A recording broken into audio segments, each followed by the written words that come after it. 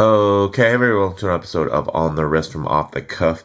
To have another cool Seiko release for you guys, and this one's a little bit more low-key. Of course, a little bit about Seiko. They were founded back in 1881. They are Japanese in origin, now factories throughout Asia. They cover all market segments from entry-level to high-end, and in terms of the type of watch, this is an everyday dress watch. Some key characteristics and design language, you're looking for something within this genre. Of course, you're going to find something that's clean, classic, typically with a minimalist design, and something that is sensibly sized. This is from their Presage line, and on the JDM side, this is the SARX132. On the international nomenclature side, it's the SPB524, and it's part of the Presage Classic series, which essentially reflects on traditional sensibilities and sophisticated elegance with ornate details like curved hands over a silk textured curved dial in a classic mid-sized case in a simple no-date format, which a lot of folks have been asking for. This is the type of watch that if this was a vintage or even a neo-vintage reference, it would be highly desirable and it would be going for a lot more. Speaking of the price, in terms of the MSRP, these go for $1,000, but I sourced this from Sakura Watches and they currently have them listed for $612, so quite a deal. On top of that, if you guys use code ABROS3P25, you'll actually get a 3% discount on any Casio, Seiko, or Citizen watch. And yeah, so big shout out to Sakura for being involved and hooking it up with this particular review sample. And then even the purchase price is quite a deal. So I think that's pretty outstanding. So with all that said, let's go ahead and zoom the camera out, get this piece in hand, and take a closer look. Okay, guys, yes, so at just 36 millimeters in diameter, this is a size a lot of collectors have been asking for.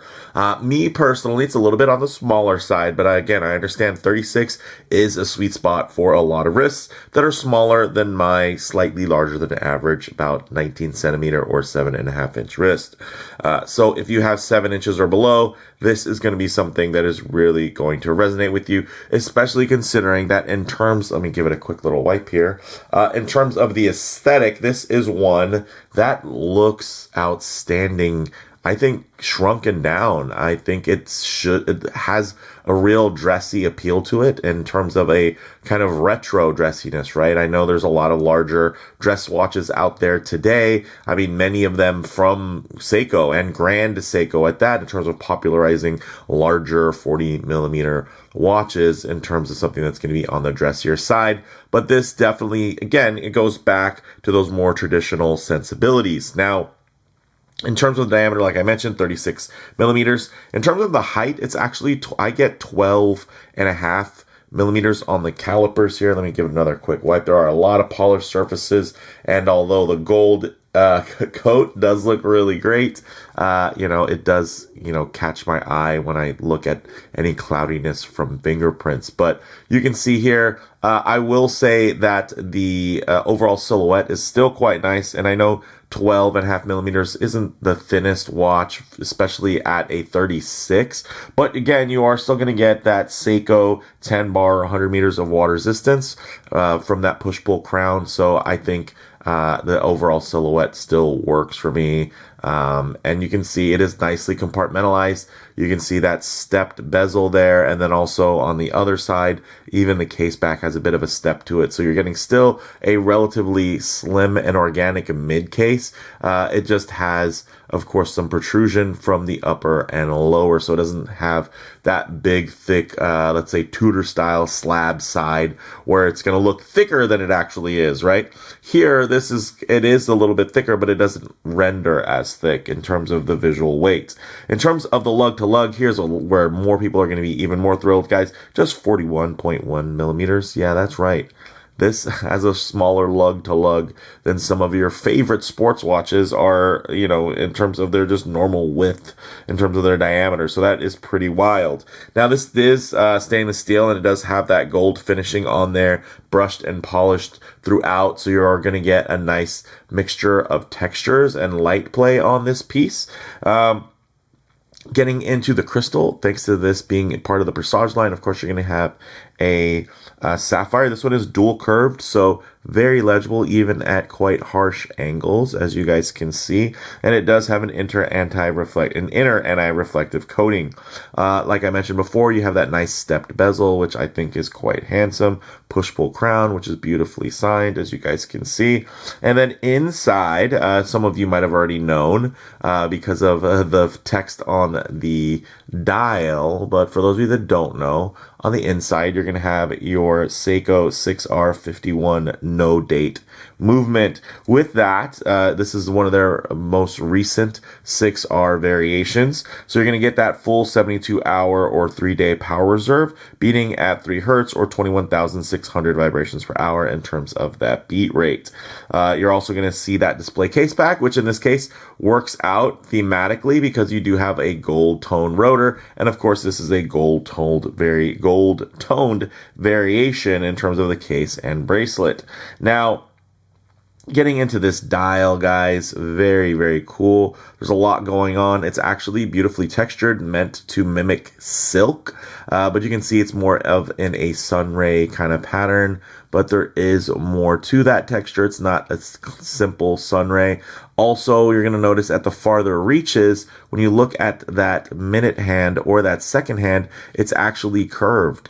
So you have a curved minute and curved second hand, which go with the curvature of the dial. The dial itself is also curved. And then the nice thing is it's even more pronounced because it does have a sloped chapter ring, which is really nicely aligned, as you guys can see here. So very, very cool. You have that silk textured champagne dial, no date, so there's nothing breaking this up. And I'll say, depending on the lighting, it may go from a cooler, more pale to a warmer, more golden tone. So I do like that there is some versatility there.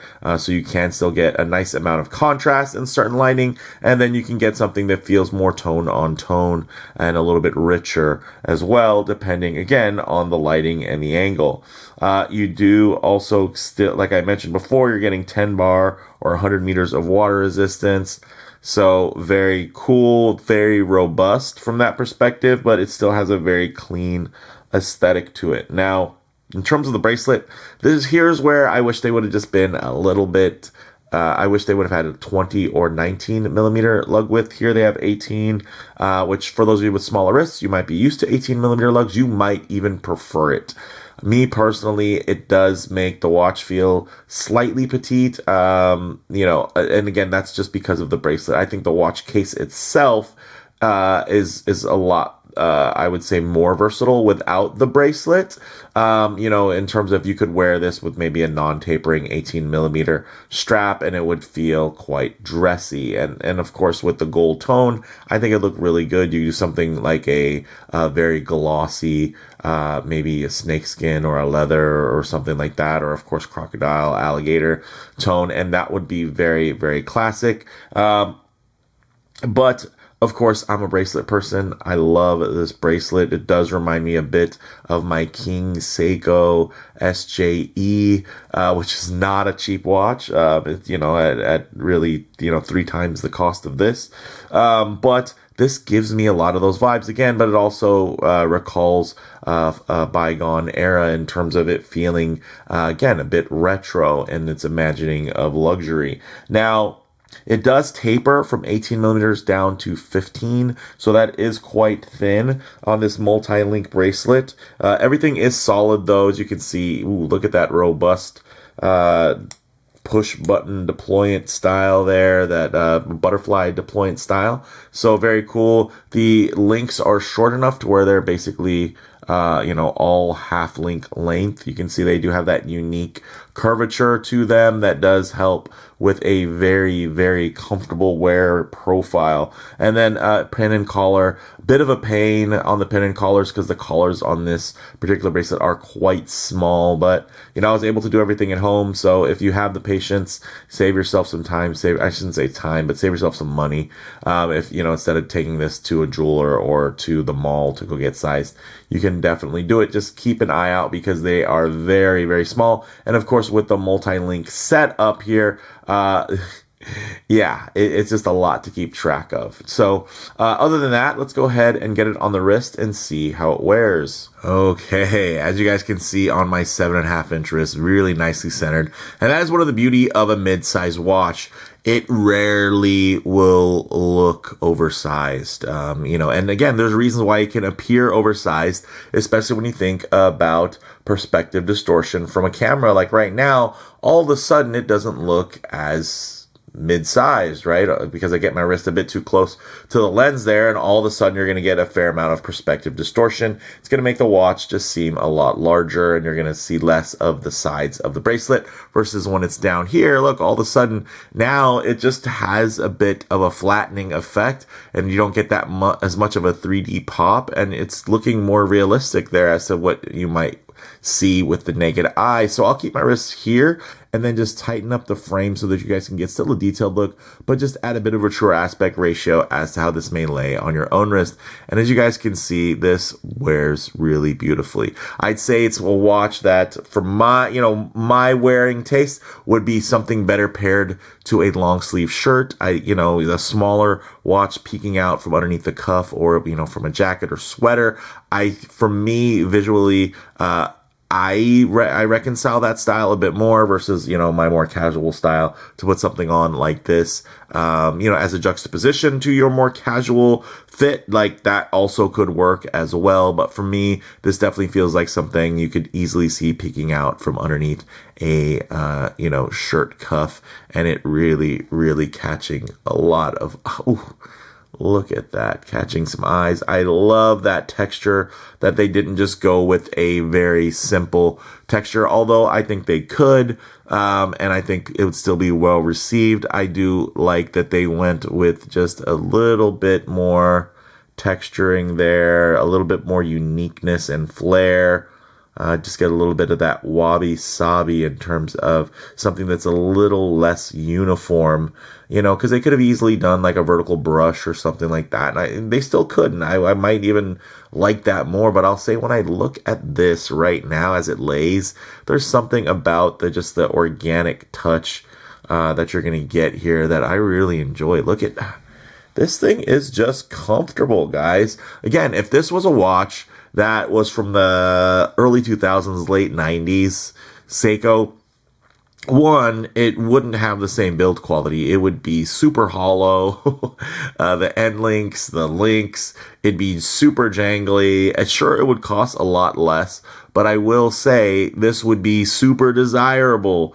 So the fact that they're making it now modern, right, with all of the modern niceties, with sapphire, anti-reflective coating, much better, coating and plating in terms of that gold tone, the water resistance being more robust, and trustworthy, with modern technologies, and then also having modern niceties like a full 3-day power reserve. It's very, very nice to have. So yeah, I mean, this is, again, if this was a watch that had been around for 30, 40 years, I could easily see this being just kind of a default recommendation. Like, hey, what can you get in this space that is this good?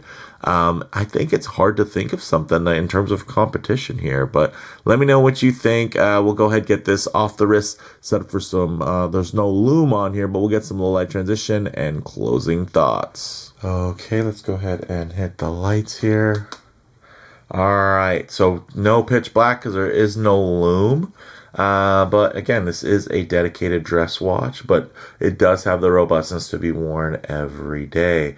One thing I'm always going to like to work in is going to be a bit of a low light transition, because you're not always going to be out in the middle of a field enjoying direct sunlight. A lot of times you're going to find yourself coming down to buildings, walking underneath overhangs, or just hanging out underneath the shade of a tree. So it's nice to see what these colors, textures, and finishes render like in less than optimal lighting. Of course, the camera's gonna have a little bit of trouble trying to keep focus there when we do get it a little bit too dim, but my goodness, look at that dial. The texture, again, you can see it can be quite bright, and then it can also be quite deep, which I think is quite nice as well. So very cool. And then, of course, when you think about the texturing there, that satinization versus the high polish, there's going to be a fair amount of contrast. You can see this in this case, right? We're getting the light that's playing off of the dial, but then the reflectivity of the handset and the indices is definitely reflecting more so off of the darkness in the room. So you're going to have a fair amount of contrast. And yeah, this is just a good looking watch. It's quite simple, you know, and I think at full retail, it's, you know, it's a little tough, but I will say again, when you think about the alternatives, what does this compete against when you're trying to, I mean, I've seen so many, you know, Reddit posts and forum posts and everything about, hey guys, I'm about to get married. What would be a great, like right here, guys, this is a great watch to wear in a suit, to wear in a tuxedo, you know, something that could be a great gift in terms of your best men, you know, your groomsmen, I should say, and your best man, something along those lines. This is just a fantastic piece, especially now when you think about, yeah, right now it's trending to be a little bit more dressed up, right? You think about things like the quarter zip trend that's going on right now. The Nike Tech sweats are out and quarter zips are in. So, you know, watches are out and timepieces are in. And yes, this is a piece that I think really resonates. And again, it's something that folks have asked for a very long time. I've seen it in my own comment section, guys, of videos that I post where I'm loving a 39mm watch with a similar aesthetic or a 38.5.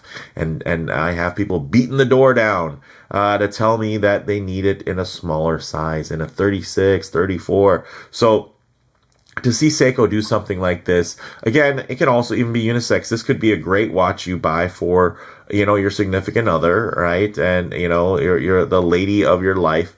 And this is a watch that will still have great presence without seeming oversized. And it's something that you could, you know, throw a different strap on and wear it for yourself. And I think that's pretty cool. So for me, guys, closing thoughts on the wrist. Classic mid-sized wear profile, small without feeling undersized or petite. Again, only because of my larger size wrist, really where it comes into play in terms of the proportionality of it, where I would prefer a 19mm or a 20mm lug, preferably just to make the watch feel a little bit more filled out on my wrist. But I will say proportionally, it looks fantastic with the 18mm lug, again, on its own in the metal. But then, you know, wrist to wrist is where you're going to get a little bit of mileage may vary. Now, in terms of model variants, it's also available in plain steel, right? So you don't have to get it in this gold colorway. And when you get it in the plain steel, it's not just raw steel. You're going to get it with the DiaShield super hard coating, which is great. And you can get that in either a pale ice blue SARX129 / SPB521 or a Fumé Toupe SARX131 SPB523.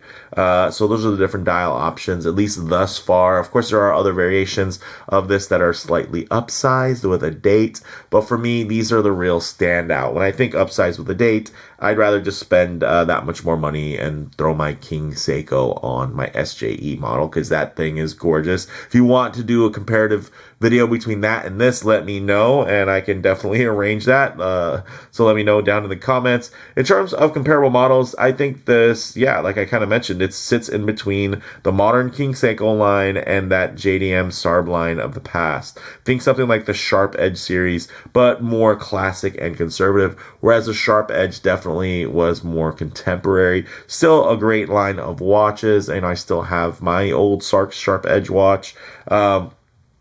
And it's great. I don't wear it as much. I mean, it's a blue dial, so obviously there's a lot of competition for blue dials in my collection. But for me, guys, bottom line, you're getting Seiko's in-house attributes, unique proportions, with a timeless silhouette that really exude a casual sense of luxury that does a great job channeling the vintage and neo-vintage Seikos of old, while adding elevated modern specs and build quality to an already compelling formula. But let me know what you all think down in the comments below. If you like the video, please hit like, and if you're already, please subscribe for more content just like this.